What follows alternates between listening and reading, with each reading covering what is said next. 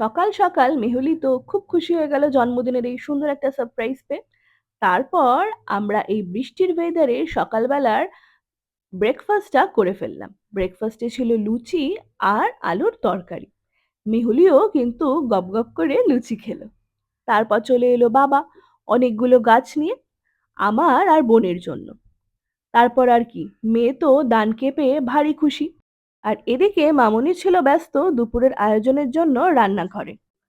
কাঁঠাল আর মুড়ি কাদের কাদের খেতে ভালো লাগে অবশ্যই জানিও। আর দুপুরবেলা ছিল লাল শাক ৫ রকমের ভাজা, পমফ্রেট মাছ ভাজা, পাবদা মাছ, সবজি দিয়ে ডাল, পায়েস, ৫ রকমের মিষ্টি আর ১ প্লেট স্ন্যাক্স আর জল।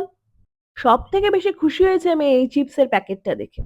চিপসের প্যাকেটটা বাধ্য হয়ে লাস্টে খুলে দিতেই হলো, নয়তো সে কিছু খাবার খাবে না।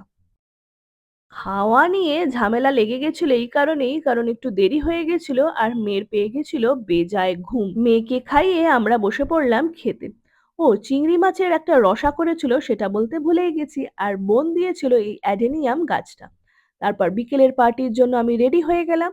আর বিকেলের পার্টির জন্য সবকিছু টিপটপ করে গুছিয়ে নেওয়া হচ্ছিল। আমিও রিটার্ন গিফটটা সাজিয়ে নিলাম। ভিডিওটা ভালো লাগলে ফলো করে রেখো পার্ট 2 এর জন্য। টাটা।